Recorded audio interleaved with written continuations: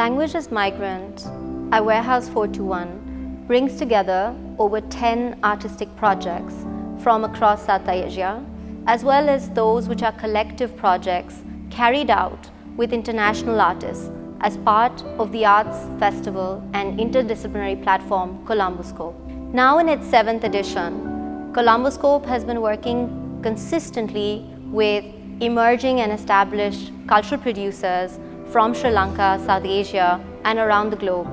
This is our first ever exhibition taking place internationally, and it is a collaboration that has taken place over 2 years, particularly through the timeline of lockdowns and pandemic realities that have been brutal for cultural producers across the region. 6 projects were supported by Warehouse 421, the Project Revival Fund, that enabled us to mentor and work together with young artists, not only based in Sri Lanka, but also of the diaspora. These include performance, film, drawing, and installation. So we're really talking about a range of mediums that have been possible for artists to invest in through this extremely difficult time. And so it's been extremely exciting for artists to realize these projects first within the landscape of Sri Lanka, within the festival that ran for 10 days in Colombo, in public venues such as the Colombo Public Library, the Rio Cinema, various other spaces in the city. And now for them to come to the exhibition space of Warehouse 421. This is a work by Munira Al-Sol titled In Love, in Blood, of which this is the Sri Lankan iteration. For this project, the artist starts with a list of 50 words related to love compiled by a 12th century Islamic polymath. And in Sri Lanka, she shared this with several women spread across the island in many different parts. They engaged with these list of words and chose particular words that they related to during the pandemic, during a time of confinement where they were confronting domesticity and familial contexts. And in conversation with each other, they interpreted these words through textile and embroidery, and they shared resources with each other at a moment when materials were hard to come by, and were in conversation consistently during the making of this work. Even when they worked apart from each other, as part of this installation, we bring together all the various textiles that were made by the women in conversation with each other and the artist. Here we have the works of T. Vinoja, an artist based in eastern Sri Lanka.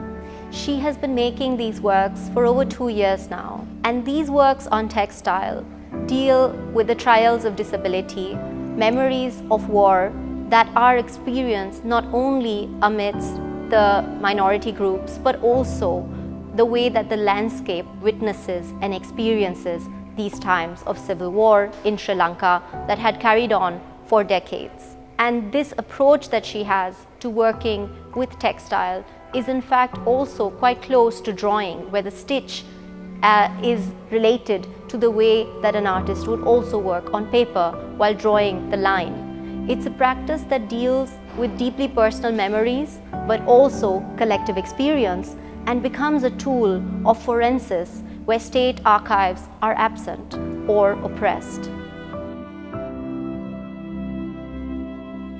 This is a work by Chittagong-based artist Palash Bhattacharjee, where he contemplates the specific dialect spoken in Chittagong in relation with the standardized Bangla that is spoken in the rest of Bangladesh.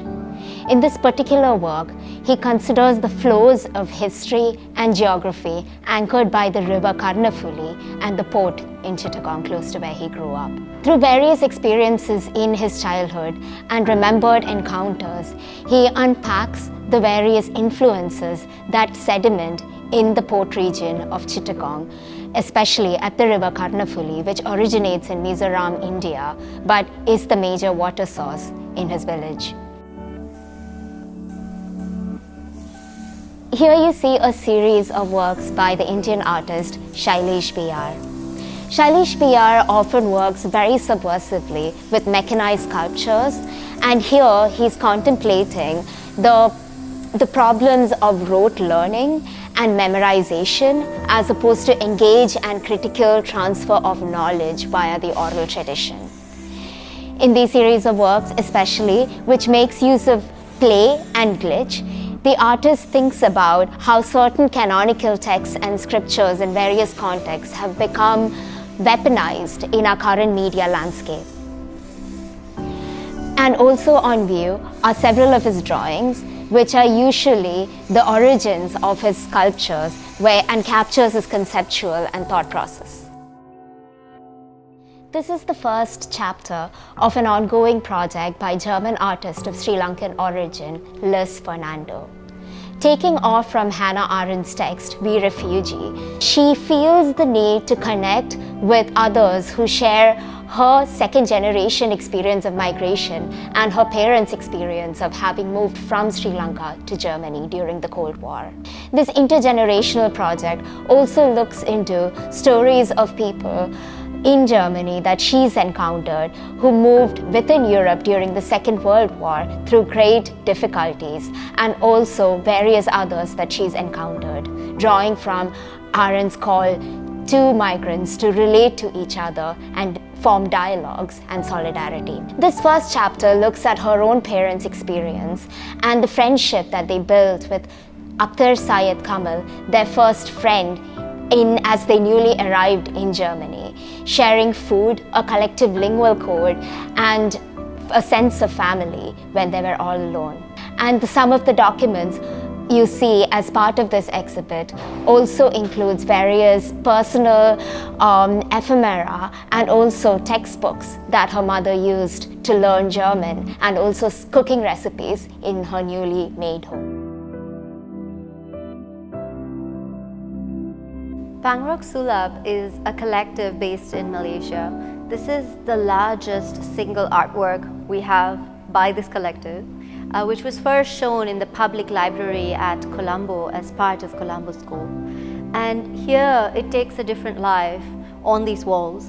It's a work that reminds us of the histories that are shared between Malaysia and Sri Lanka as an island and archipelago where there has been histories of mobility, migration, but also of ethno-nationalisms, of riots. And so this social fabric that is created as a large woodcut print by the collective traveled from their side all the way to Colombo, and was a collaboration that was realized also together with the music band, The Soul, from Colombo. This was a dialogue, therefore, that took place again across different mediums, artists working with sound, and then also thinking really through the grade of the wood, thinking through the stories that they wanted to tell, thinking about rhythms, the rhythms that take place through the oceans, the rhythms that take place through music. Pangrok Sulap, without having visited Sri Lanka physically, even from a distance, they've gained such an insight into Sri Lanka's history and its island ecologies. So you see agrarian life, you see trade, you see ways in which coastal communities live. And this is all really their way of zooming into the details of everyday life and existence against the odds.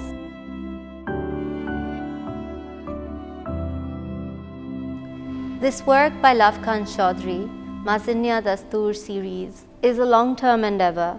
It's a way for him to relate to the stories and realities of the indigenous Tharu community that he comes from. A way to listen particularly to matrilineal stories, the struggles of the community that have gone on for generations, from colonial times to the ways in which Nepal's royalty have exploited many generations of the community, particularly through dispossession from traditional lands. So what you see here are ways in which Lavkant chooses to work, also very much in connection to Art Tree, which is the collective that he is part of. Here you have practices that are traditional to his people, particularly also looking at these tiny terracotta figures that are totems, sacred totems for the community that deal with the relationship between human and animal life forces. the ways in which we are bound up to each other in order to exist in balance.